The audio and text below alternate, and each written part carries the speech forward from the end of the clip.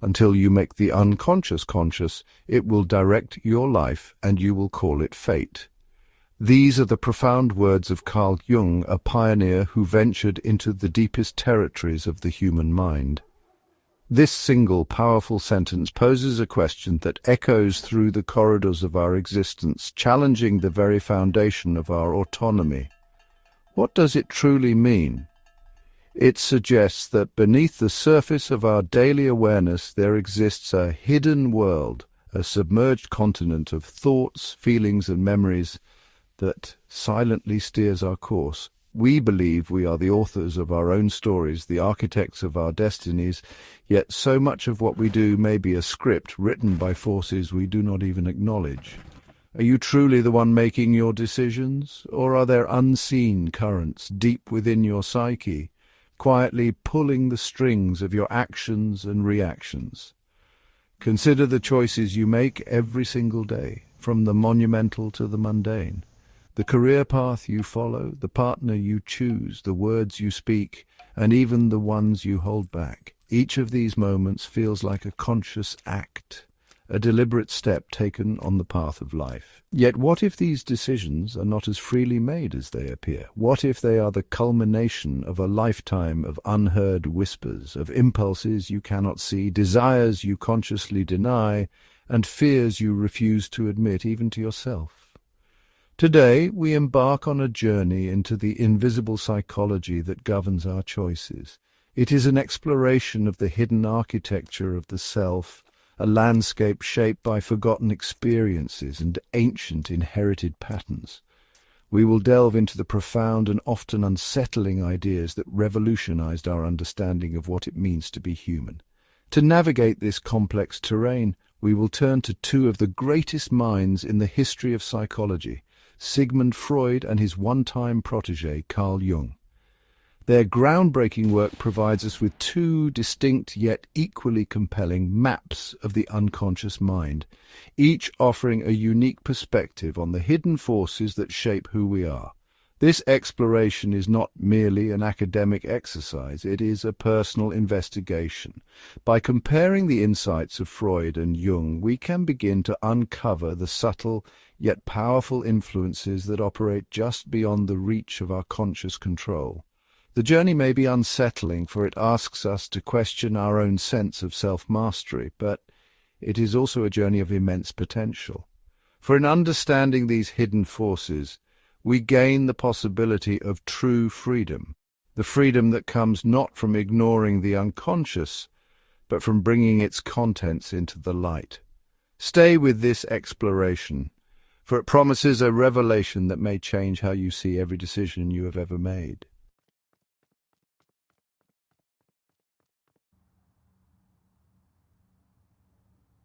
Every day, from the moment you wake until your head rests on the pillow once more, you are engaged in a near-constant procession of decisions. What to wear, to present yourself to the world, what to eat to nourish your body, what to say in a crucial meeting, and just as importantly, what to keep silent about. On the surface, these choices appear to be products of logic and reason. You weigh the pros and cons, consider the consequences, and select the most sensible path forward. You might believe you are the captain of your own ship, standing firmly at the helm, navigating the waters of life with a steady hand and a clear, rational mind. You are in control, or so it seems. However, the field of psychology, and particularly the pioneering work of Freud and Jung, presents us with a deeply uncomfortable truth. This sense of absolute control is, for the most part, an illusion. The majority of your decisions, from the trivial to the life-altering, are not born in the bright, well-lit room of your conscious mind. Instead, they are profoundly shaped by forces operating in the shadows, forces that have been accumulating power since your earliest days. They are the echoes of your childhood experiences, the subtle imprints left by your upbringing, your parents, and your first encounters with the world. These old patterns often replay themselves without your permission or awareness. These hidden directives are not only rooted in the past, they are also influenced by emotions you barely notice. A flicker of anxiety, a pang of jealousy, a wave of nostalgia. These feelings can rise and fall in an instant, yet their undercurrents are strong enough to change the course of your thinking. You might attribute a decision to careful logic, when in reality it was driven by a deep-seated fear of rejection or a fleeting sense of insecurity. Your rational mind is incredibly adept at creating justifications for these emotionally driven choices after the fact, maintaining the illusion that you were in command all along. It constructs a plausible narrative, but it is often just that. A story told to obscure a deeper, less rational truth. Perhaps most unsettling of all is the idea that your choices are sometimes driven by parts of your own personality that you refuse to admit exist. We all cultivate a certain image of ourselves, as kind, as rational, as strong, as moral. But what about the aspects that do not fit this picture? The anger, the selfishness, the vulnerability. These traits do not simply disappear when we deny them. Instead, they are relegated to the shadows of our psyche, where they can grow in strength and influence. From this hidden place, they can hijack our decisions, leading us to act in ways that baffle our conscious selves, all in an attempt to be seen and heard.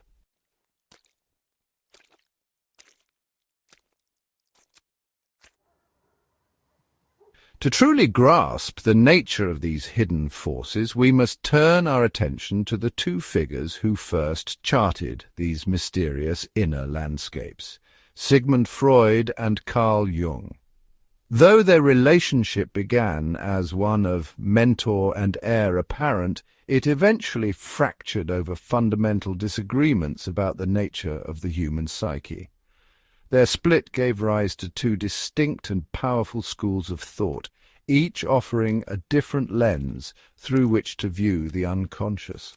Understanding their perspectives is not just a lesson in the history of psychology. It is essential for anyone seeking to understand the complex machinery operating within their own mind.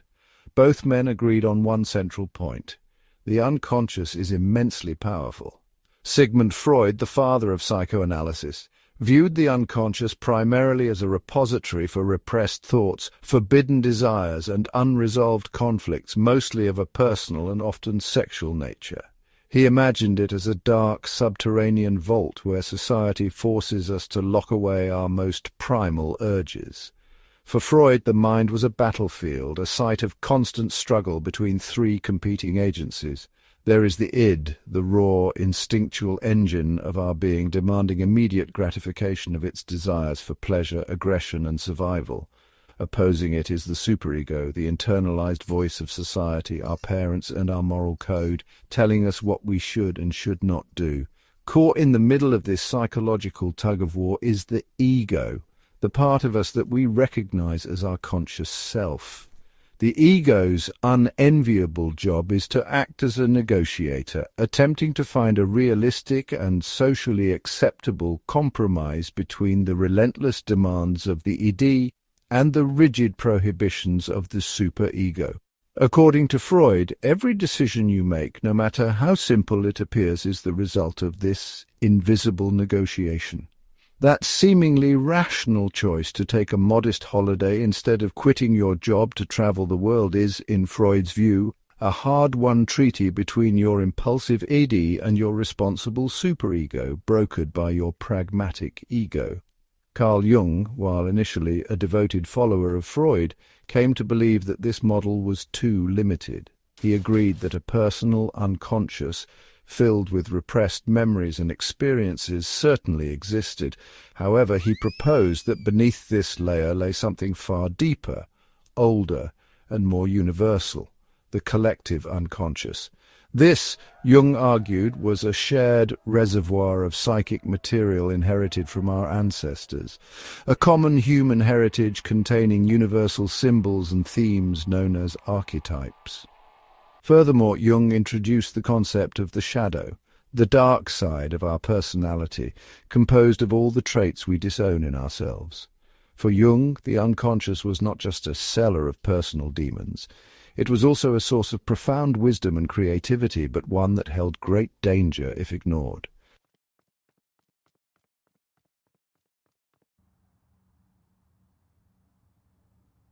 Every single day, from the moment your eyes open to the dim morning light, until they close again in the dark of night, you are navigating a ceaseless current of decisions. It begins simply enough. What will you wear to face the world today? What will you eat to fuel your body and mind? As the day unfolds, the choices become more complex. What words will you choose in a delicate conversation with a loved one? What crucial information will you share in a meeting at work? And just as critically, what will you strategically hold back? You likely believe that you are the conscious author of these choices, a rational captain standing at the helm of your own life, steering with purpose and clear-headed logic. This perception of being in complete control is a comforting one. It gives us a sense of agency, a feeling that we are the masters of our own destiny, carving out a path through the world based on our own free will.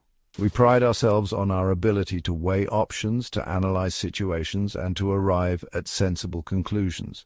We tell ourselves stories about why we made a particular choice, constructing a neat and tidy narrative of cause and effect. This belief in our own rationality is not just comforting, it feels fundamental to our identity.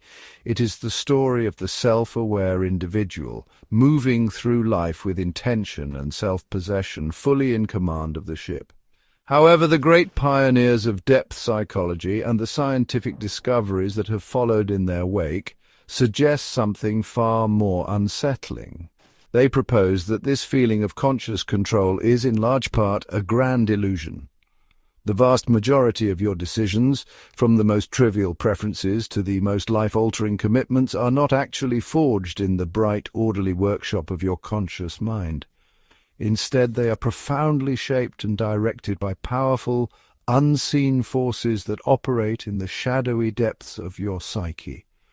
You are less the ship's captain and more a sailor who is skillfully navigating powerful ocean currents that you cannot see but can certainly feel. These hidden forces are not random. They are deeply personal and have been gathering momentum throughout your entire life. They are the subtle, persistent echoes of your past, the ingrained patterns of behavior learned in your formative years. They are the emotional undercurrents that flow beneath the surface of your awareness, coloring your perceptions and judgments in ways you rarely acknowledge. And, most disturbingly, they are the disowned parts of your own personality, the traits you refuse to see in yourself, which then exert their influence from the darkness. To truly understand your decisions, you must first acknowledge that the conscious mind is not the sole decision-maker.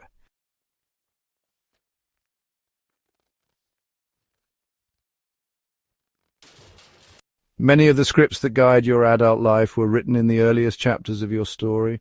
Your childhood experiences, the unique dynamics of your family, and your first encounters with the wider world all leave an indelible imprint on your developing psyche. These early lessons in love, trust, conflict, and security form the very bedrock of your personality. Long after the specific memories have faded from conscious recall, the emotional patterns associated with them remain active. They function like an invisible blueprint, quietly influencing how you perceive situations, how you relate to others, and the kinds of outcomes you unconsciously expect from life. You may not remember the source, but the echo remains. Think about the way you respond to authority figures, or the type of person you are consistently drawn to in friendships and romantic relationships. These are not random inclinations. Freud would argue that you are often unconsciously replaying the dynamics you experience with your parents, seeking to either replicate a comforting bond or resolve a painful unfinished conflict from your past. A decision to trust a new boss implicitly or to constantly challenge their authority might have less to do with their actual character and more to do with these deep-seated patterns. Your rational mind believes it is making a fresh assessment, but it is often viewing the present through a lens ground and polished by the past. This powerful influence extends to your most fundamental beliefs about yourself and the world. Were you taught that the world is a fundamentally safe place or a dangerous one? Were you praised for your achievements, leading you to link your self-worth to constant productivity? Or were you taught that your needs were secondary to others, leading you to neglect your own well-being in adulthood? These core beliefs, formed when you were at your most impressionable, operate like a hidden operating system running in the background of your mind. They shape your decisions by defining what you believe is possible, what you think you deserve, and what you feel you must do to be safe or loved.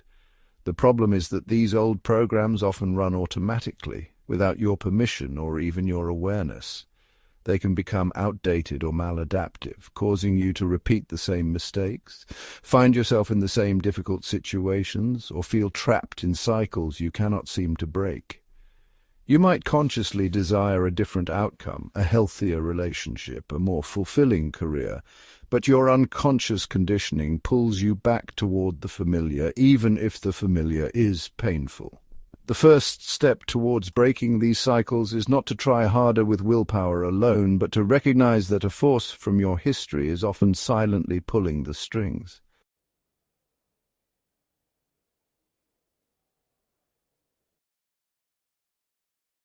Beyond the echoes of the past, your decisions are also profoundly steered by a force that is much more immediate. Your emotions. We like to think of ourselves as logical beings, especially when making important choices. We create spreadsheets, we list pros and cons, and we try to approach the situation with a cool, detached objectivity. Yet this is rarely the full picture. Every thought you have is tinged with some level of emotion, and these feelings act as an invisible hand guiding your cognitive processes in a particular direction. A subtle flicker of anxiety can make you overly cautious, while a wave of excitement can make you overlook significant risks. Consider a major life decision, such as buying a house. On the surface, your choice is based on practical factors like price, location, and size. But underneath that logical assessment, a host of emotions are at play. The desire for security and stability can make one house feel like a safe haven. A sense of nostalgia might draw you to a home that reminds you of where you grew up. The fear of missing out, stoked by a competitive market, might rush you into a decision you are not entirely ready for. You will justify your final choice with all the logical reasons, but the emotional pull was likely the true deciding factor that tipped the scales. Our rational mind is a master storyteller, and one of its greatest talents is creating plausible explanations for decisions that were actually driven by emotion. This process, known as rationalization, preserves our self-image as logical individuals. If you snap at a colleague, you might tell yourself it was because they were being inefficient. In reality, you may have been feeling insecure about your own performance and projected that frustration onto them. The rationalization protects you from the uncomfortable truth of your own emotional state. It keeps the illusion of control intact, but it prevents you from understanding the real reason behind your actions. This is why gaining greater emotional awareness is so critical for making better decisions. It is not about eliminating emotion, which is impossible and undesirable, but about learning to recognize it and account for its influence. It involves pausing to ask yourself, what am I truly feeling right now? Is it fear? Is it excitement? Is it envy? By simply naming the emotion, you bring it from the unconscious into the conscious realm. This act of observation creates a small but crucial space between the feeling and your reaction, allowing you to choose a response rather than being driven by an impulse you do not fully understand.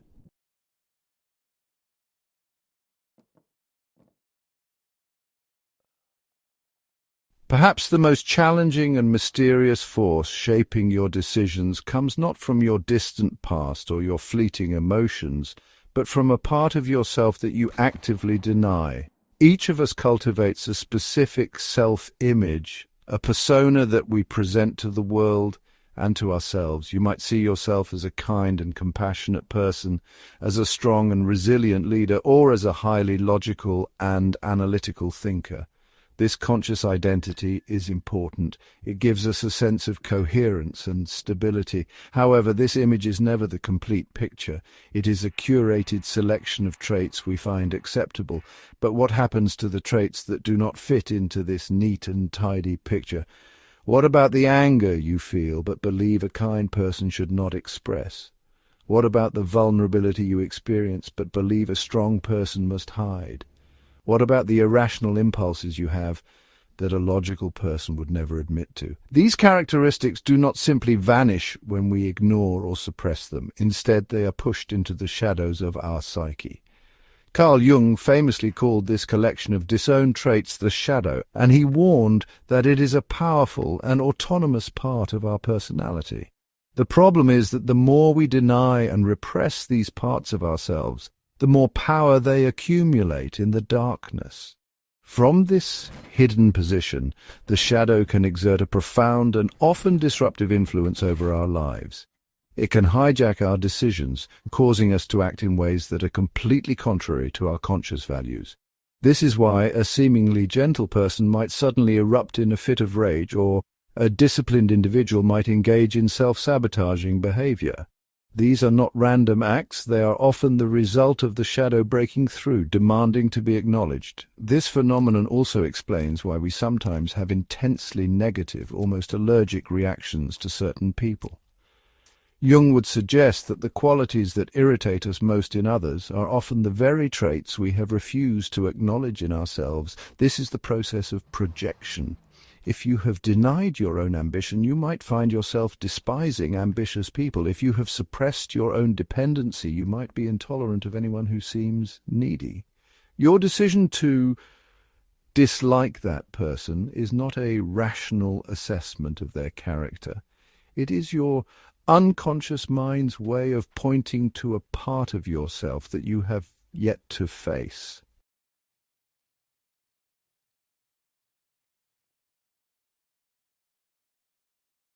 To understand the hidden forces that shape our decisions, we must first journey into the world as seen by Sigmund Freud, the father of psychoanalysis. For Freud, the human mind was not a serene and unified entity, but a turbulent and divided landscape, much of which lay shrouded in darkness. He envisioned the unconscious not as a source of mystical wisdom, but as a deep, locked vault. It was, in essence, a psychic prison where we banish the most unruly and unacceptable parts of ourselves. Here, in this subterranean chamber, we store a lifetime of repressed thoughts, forbidden desires, unresolved conflicts, and traumatic memories that are just too painful for the conscious mind to bear. These are not passive, sleeping ghosts. They are active, dynamic forces constantly struggling to break free and influence our behavior. Freud believed that the contents of this vault were primarily personal, forged in the crucible of our own unique life experiences, particularly those from early childhood. He placed immense emphasis on the formative years, arguing that our earliest relationships and psychosexual development laid down the fundamental patterns of our adult personality. Desires that were punished, fantasies that were shamed, and aggressions that were forbidden did not simply disappear. Instead, they were pushed down into the unconscious, where they continued to fester and seek expression. Freud saw this process of repression as a necessary defense mechanism, one that allows us to function in a civilized society by keeping our most primal instincts in check. This view paints a picture of the human psyche as a place of immense and perpetual conflict. Your conscious self, the person you believe yourself to be, is merely the visible tip of a vast and volatile iceberg. Beneath the surface, a constant battle rages. The buried contents of the unconscious are always pushing for release, seeking gratification and expression in disguised forms. They emerge in our dreams, in slips of the tongue, the so-called Freudian slip, in jokes and in neurotic symptoms. For Freud, these were not random errors, but meaningful glimpses into the hidden turmoil within, moments where the prison guards of the conscious mind momentarily faltered. Therefore, from a Freudian perspective, your daily choices are never as simple as they seem. They are the surface-level outcomes of this deep internal struggle. The decision to pursue a certain career, to choose a particular romantic partner, or even to develop a seemingly innocuous hobby can be traced back to these repressed desires and unresolved conflicts. You may believe you are acting out of free will and rational thought, but Freud would argue that you are often unknowingly playing out a script written by the inmates of your own unconscious vault. Understanding this internal drama is the first step to deciphering the true meaning behind your actions.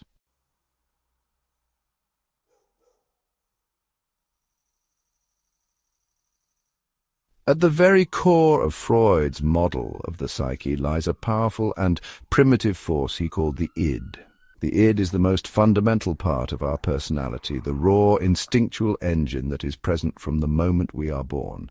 It is entirely unconscious, a chaotic cauldron of biological drives and untamed impulses. The id operates purely on what Freud termed the pleasure principle, meaning it seeks immediate gratification for all of its desires and urges, with no regard for logic, reality, or the consequences of its actions.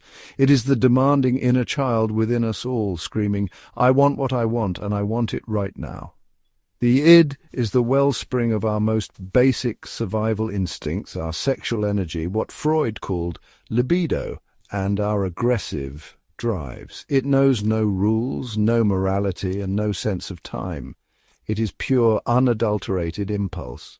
When you feel a sudden pang of hunger, a flash of anger, or a powerful wave of desire, you are feeling the direct influence of the id. It is the force that would compel you to grab the last piece of cake without asking, to lash out at someone who frustrates you, or to pursue a fleeting attraction without a second thought. The id is not evil, it is simply immoral, a relentless engine of primal needs that must be satisfied. For Freud, this primal force is the ultimate source of all psychic energy. It powers the entire system. Without the id, there would be no drive, no motivation, no life force. However, if left unchecked, the id would lead to behavior that is both socially unacceptable and self-destructive. A person ruled entirely by their id would be incapable of functioning in society, as they would constantly seek to fulfill their every whim without considering the needs or rights of others. This is why, as we develop, other parts of the psyche must emerge to manage this raw, powerful energy and mediate its demands with the constraints of the real world. Therefore, when we look at our decisions, we must recognize the constant underlying pressure from this primal part of ourselves. That impulse to indulge, to procrastinate, to choose the path of least resistance and greatest immediate pleasure, that is the voice of the id. It is the part of you that resists discipline, chafes against responsibility, and yearns for a world without limits. While your conscious mind may be focused on long-term goals and rational plans, the id is always present, whispering temptations of instant satisfaction and threatening to disrupt your carefully laid plans if its fundamental needs are ignored for too long.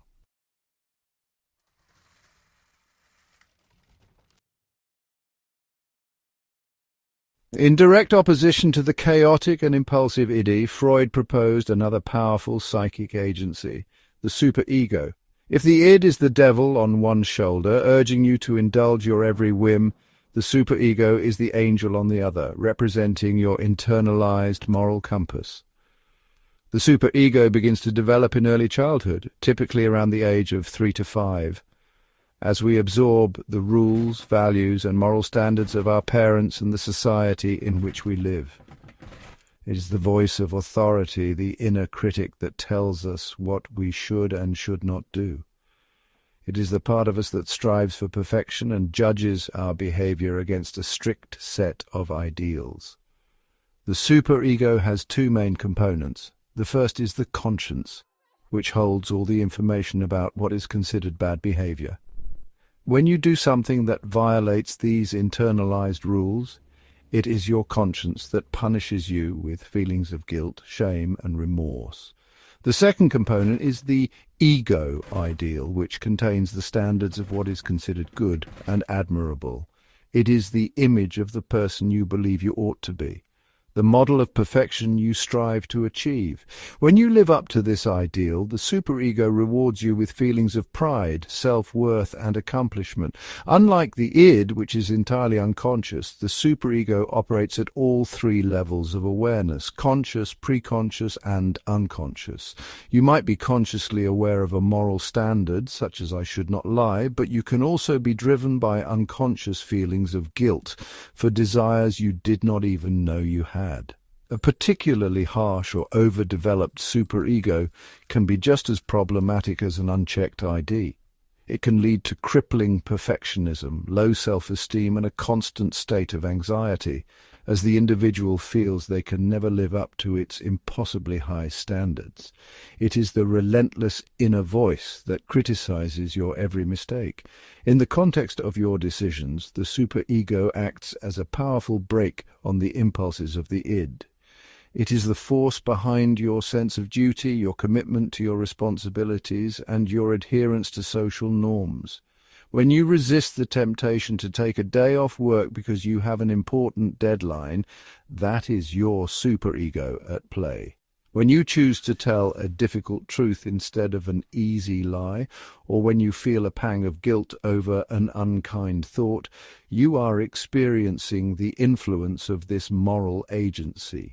Every choice you make is therefore scrutinized by this internal judge, which constantly weighs your actions against its rigid code of conduct.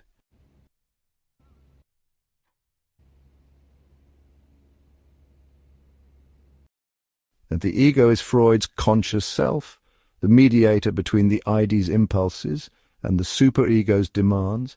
It operates on the reality principle, finding practical ways to satisfy desires without breaking moral codes.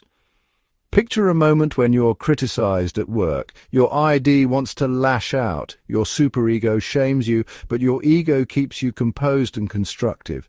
The ego uses defense mechanisms, like rationalization or denial, to protect you from anxiety. These strategies help you cope, but overuse can distort reality and block growth. Every choice, from eating cake to handling conflict, reflects the ego's balancing act. Freud saw psychological health as a strong ego managing inner conflict, not the absence of struggle. The ego's invisible negotiations shape even your most rational decisions.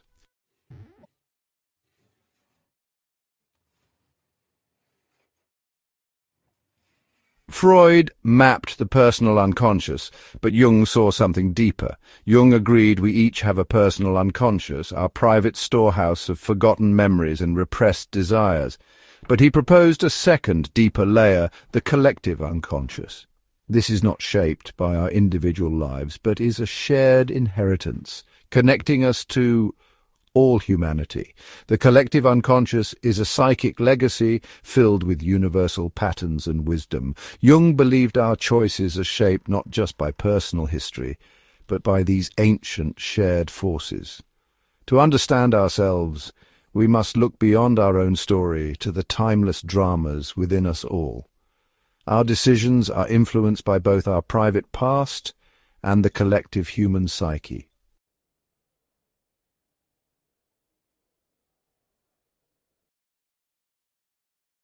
Jung's collective unconscious is a vast, inherited ocean beneath our conscious minds. It's not about specific memories, but about shared human tendencies and instincts. Jung saw recurring symbols and myths across cultures as evidence of this shared psychic foundation. Universal stories, the hero, the wise elder, the battle of good and evil, emerge from this deep well. The collective unconscious shapes our strongest emotions and decisions, often without our awareness. Instincts like fear, awe, or the urge to protect are echoes from this ancient source. Our lives are guided by these inherited patterns, connecting us to the human story. Recognizing this means seeing ourselves as part of something much larger and older.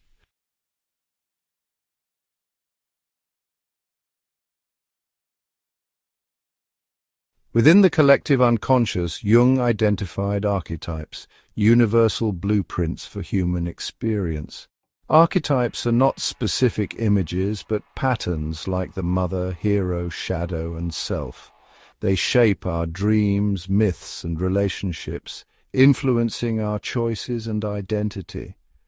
When the hero archetype is active, we seek challenge. When the shadow dominates, we struggle with our darker impulses. Understanding archetypes helps us see our struggles as part of a universal human drama. Awareness of these forces lets us become conscious participants in our own growth. Jung saw this as a key step towards self-knowledge and wholeness.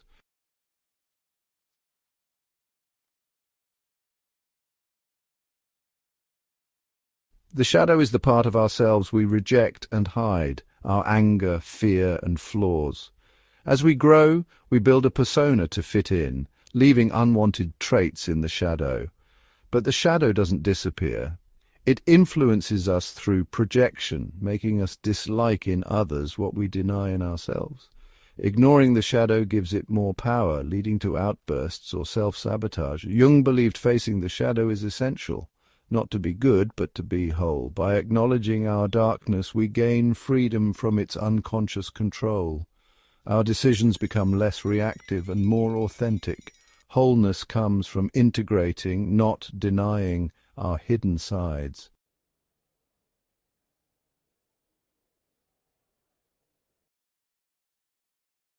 Freud aimed to strengthen the ego. Jung sought individuation, the integration of all parts of the psyche. Individuation is the journey to wholeness, uniting conscious and unconscious, light and shadow. It means exploring dreams, emotions, and projections to discover your true self. Choices made from this place align with the self-archetype, a deeper guiding center. Jung saw the unconscious as a partner, not an enemy. By facing the shadow and understanding archetypes, we move from fate to conscious destiny. True freedom is not control, but wholeness. This is the path to authentic, meaningful decisions.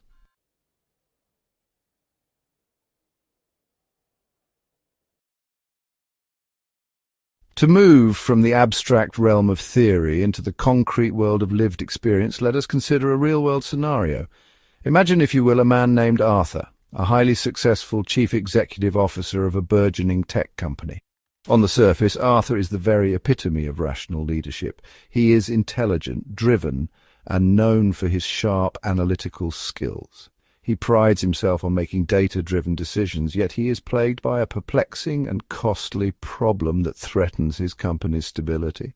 He keeps hiring the wrong people for key leadership positions.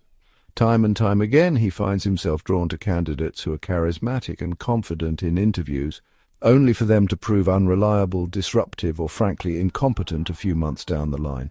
It is a recurring pattern of failure that his logical mind cannot seem to solve. This cycle of poor judgment is baffling not only to his board of directors, but also to Arthur himself. After each failed hire, he conducts a thorough post-mortem analysis. He reviews his interview notes, scrutinizes the candidate's resume, and vows to be more rigorous the next time. He implements new hiring protocols, adds more stages to the interview process, and brings in other team members for their opinions. Yet, despite these logical and well-intentioned measures, the pattern persists. The next charismatic but flawed candidate comes along, and Arthur once again feels a powerful, intuitive pull, a sense of certainty that this is the right person. He overrides the doubts of his colleagues, convinced by his gut feeling, only to be proven wrong once more. Arthur's problem is a perfect illustration of the hidden forces we have been exploring. His conscious mind, the rational CEO, is doing everything right according to the playbook of modern business. He is analyzing data, refining processes, and seeking external input. However, his decisions are not being made by this conscious, logical self alone. A deeper, more powerful force is at play, an unconscious dynamic that consistently sabotages his rational intentions. He believes he is making a strategic choice based on his assessment of talent, but he is actually being guided by a script written in the hidden depths of his own psyche, a script that he is completely unaware of. The situation has become so critical that it is causing significant financial strain and eroding morale within the company. His team is growing wary of his judgment, and he is beginning to doubt himself. He is trapped in a cycle he cannot understand, let alone break. He attributes it to bad luck, to the difficulty of judging character, or to what he might call fate. But as Jung warned, what we call fate is often just our unexamined unconscious directing our lives. To understand Arthur's recurring mistake, we must look beyond the balance sheets and interview notes and apply the powerful diagnostic lenses offered by both Sigmund Freud and Carl Jung.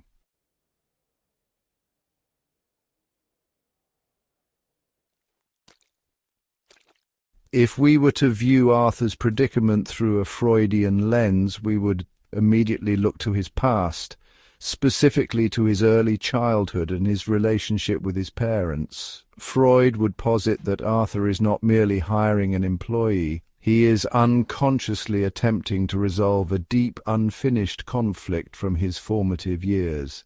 The interview room has become a stage, and the candidates are unknowingly auditioning for a role in a drama that began decades ago. The powerful gut feeling that Arthur experiences is not a brilliant insight into a candidate's potential, but rather a powerful jolt of recognition, an unconscious signal that this person fits a familiar and likely problematic psychological pattern from his past. Let us imagine that Arthur grew up with a father who was highly charismatic and promised great things, but was ultimately unreliable and emotionally distant. This father might have been charming to outsiders, but failed to provide the consistent support and validation that a young Arthur craved. This early experience would have created a powerful and unresolved dynamic. On one hand, Arthur would have an unconscious desire to finally win the approval of this charismatic but disappointing father figure. On the other hand, he would harbour deep-seated resentment and a need to finally fix or control the unreliable figure who let him down. From this Freudian perspective, Arthur's hiring decisions become painfully clear. When a candidate walks in who embodies this same mix of charm and underlying instability, Arthur's unconscious springs to life. He is not seeing a potential head of sales. He is seeing a new version of his father. His ID feels the old familiar pull of desire, the wish to be associated with this captivating energy. His ego, meanwhile, sees an opportunity for mastery. It rationalizes the decision, telling him, this time it will be different. This time I am the one in charge. I can manage this person's flaws and make the relationship work. He's unconsciously reenacting the childhood drama, hoping to finally achieve a different outcome. The result, however, is always the same. The new hire inevitably disappoints him, just as his father did. The unreliability emerges, and the promises are broken. This failure is, in a strange way, a successful recreation of the original emotional experience. Arthur's superego might then punish him with feelings of failure and incompetence, reinforcing a negative self-image that may have also been established in childhood. For Freud, the solution would lie in making Arthur conscious of this repetition compulsion. Only by understanding that he is trying to resolve a conflict with his father can he separate the past from the present and begin to evaluate candidates on their actual merits, not on their ability to play a role in his unconscious psychodrama.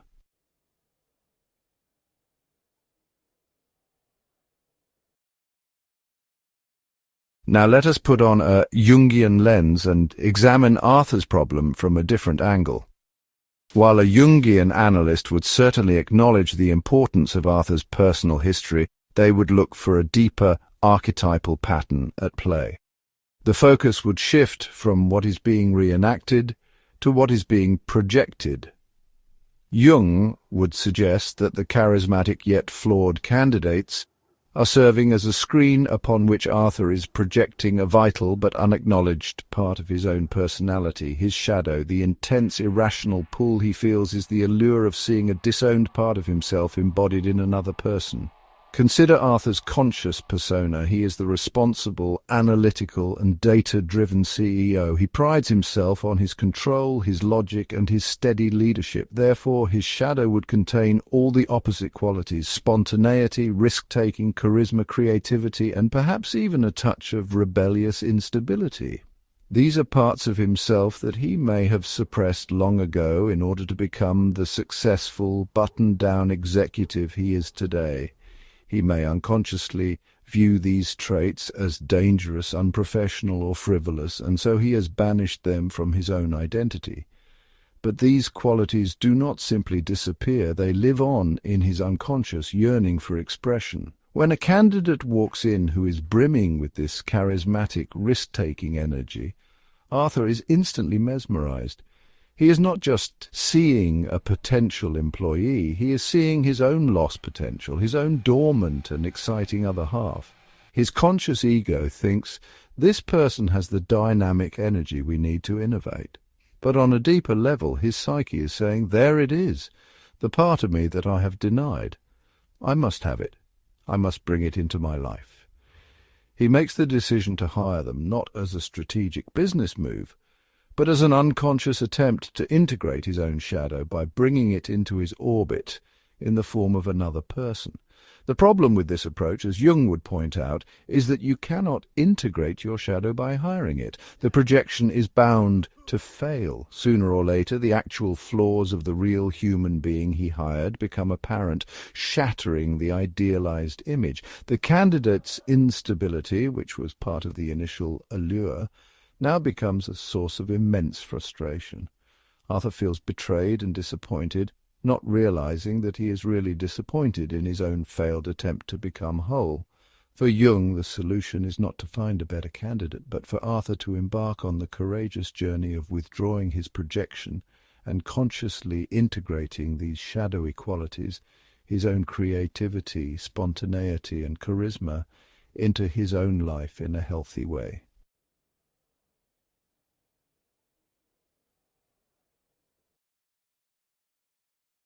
Whether we favor the Freudian explanation of reenacting family dramas or the Jungian view of projecting the shadow, the conclusion is the same. Arthur is not free. His decisions are being dictated by powerful unconscious forces that he does not understand. His belief that he is making rational choices is honestly an illusion, a story his ego tells itself to maintain a sense of control. The recurring pattern of failure he calls bad luck or fate is, in reality, the direct consequence of his own unexamined inner world. The cycle will continue indefinitely, as long as the hidden dynamic remains in the dark, because the unconscious will always find a way to make its presence known. The turning point for Arthur, and for any of us trapped in similar self-defeating patterns, is the dawn of awareness. The moment he can step back and recognize the pattern not as a series of isolated external events, but as a reflection of an internal process, is the moment he begins to reclaim his power. This is the profound meaning behind Jung's quote, "Until you make the unconscious conscious, it will direct your life, and you will call it fate." Awareness is the light that dissolves the chains of compulsion. It creates a space between the unconscious impulse and the conscious action, and in that space lies the possibility of true choice. Imagine Arthur in therapy, finally connecting the dots. Through a Freudian lens, he might have a powerful breakthrough, realizing, my God, I keep hiring my father, hoping he'll finally do a good job for me. Through a Jungian lens, the insight might be, the qualities that draw me to these people are the exact qualities I'm afraid to express myself. In either case, the insight is transformative. The unconscious urge doesn't necessarily vanish, but it loses its absolute power. When the next charismatic candidate walks in, Arthur can now recognize the familiar pull for what it is, an echo of the past, a projection of his shadow, rather than mistaking it for a reliable gut feeling. This new awareness gives him freedom. He is no longer a puppet pulled by invisible strings. He can feel the unconscious impulse arise and consciously choose a different path. He can learn to evaluate candidates based on a more balanced and integrated perspective, one that accounts for his own psychological biases. He can start the difficult but rewarding work of resolving his past or integrating his shadow, becoming a more whole and effective leader in the process. This is the ultimate promise of depth psychology, that by courageously exploring the hidden forces within, we move from a life dictated by unconscious patterns to a life shaped by conscious, deliberate choice.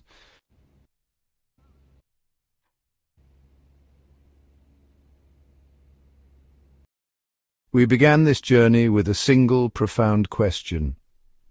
Are you truly the one making your decisions? Throughout this exploration, we have ventured into the deepest territories of the human psyche, guided by two of its most brilliant and audacious cartographers, Sigmund Freud and Carl Jung. Each provided us with a unique map of the unconscious, that vast and mysterious continent that lies just beyond the shores of our awareness. While their maps differ in their details, landmarks, and interpretations, they both point to the same startling conclusion. The conscious self, the person we believe ourselves to be, is far from the absolute monarch of our inner kingdom. It is profoundly influenced by hidden forces we rarely acknowledge. Freud, the meticulous archaeologist of the personal past, presented us with a vision of the unconscious as a locked vault, a repository for our most primitive urges, repressed desires, and unresolved childhood conflicts. In his view, our lives are a constant negotiation, a tense drama played out between the raw, instinctual demands of the id, the rigid moral judgments of the superego, and the pragmatic, reality-bound ego that struggles to keep the peace. For Freud, our choices are the hard-won compromises emerging from this internal battlefield. Our attractions, our ambitions, and our anxieties are all echoes of a personal history, a psychodrama that we are compelled to repeat until we can finally bring its origins into the light of understanding. In contrast, Carl Jung, the intrepid explorer of the universal, invited us to look even deeper. He agreed with the existence of a personal unconscious, but argued that beneath it lay a far more ancient and mysterious realm, the collective unconscious, an ancestral ocean shared by all of humanity. This realm is populated by archetypes, universal blueprints for experience, like the hero, the mother, and most critically, the shadow. For Jung, our decisions are shaped not only by our personal history, but also by these timeless archetypal patterns.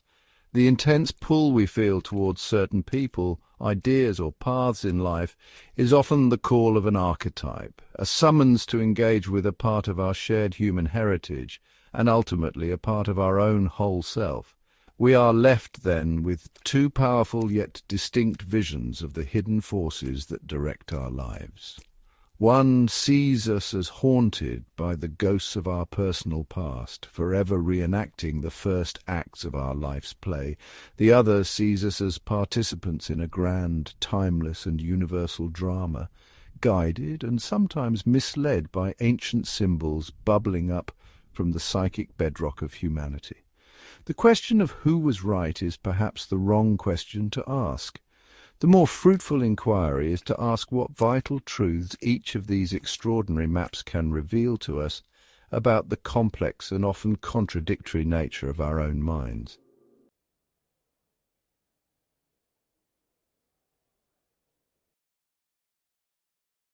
In the decades since Freud and Jung first laid down their foundational theories, the field of psychology has continued to evolve, branching into new territories of neuroscience, cognitive science, and behavioral studies. Yet the shadows of these two giants still loom large, and their core insights have proven remarkably resilient. Modern psychology in many ways does not force us to choose between Freud and Jung. Instead, it offers a synthesis suggesting that both men, in their own unique ways, captured essential aspects of the human condition. They were simply describing different layers and functions of the same complex, multifaceted psyche, one observing the personal history while the other charted the universal heritage. The overwhelming evidence from contemporary therapeutic practices and neuroscience affirms Freud's central claim. Our early experiences matter immensely. The concept of attachment theory, which explores how our earliest bonds with caregivers shape our adult relationships, is a direct descendant of Freudian thought. Neuroscientists can now observe how trauma can physically alter brain development and create conditioned fear responses that operate far below the level of conscious thought, affirming the idea of repressed material influencing our present-day behavior. We are, without a doubt, shaped by the unique story of our past, and its unresolved conflicts continue to seek expression in our daily choices. Simultaneously, Jung's more mystical-sounding ideas are finding new validation. The study of evolutionary psychology supports the notion of innate psychological predispositions shared by all humans, mental modules for language, partner selection, and social cooperation that sound remarkably like archetypal structures. The recurring patterns found in cross-cultural myths and stories, what the writer Joseph Campbell called the monomyth, point to a shared narrative framework that seems to be hardwired into our collective imagination. The powerful concept of the shadow is now widely understood in therapy as the importance of integrating denied or disowned parts of the self to achieve psychological health and authenticity.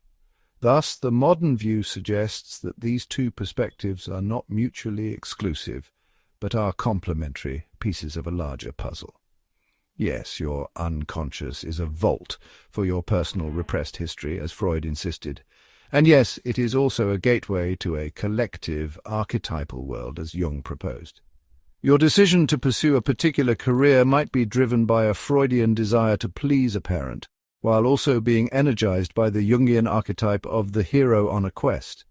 The forces that shape you are both deeply personal and profoundly universal. They are the unique scars from your own battles and the ancient instincts of the entire human tribe.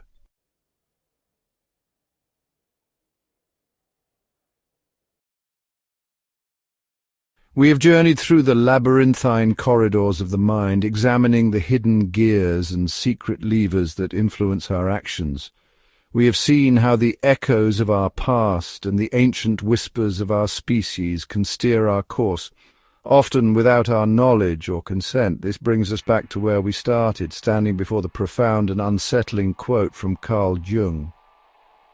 "Until you make the unconscious conscious, it will direct your life, and you will call it fate." The journey through the ideas of Freud and Jung is not just an intellectual exercise. It is an invitation to begin this very process of making the unconscious conscious. It is the first step toward reclaiming a measure of genuine freedom. So, how much of your life has truly been your own choice? This is not a question to be answered lightly, but one to be lived with, to be reflected upon.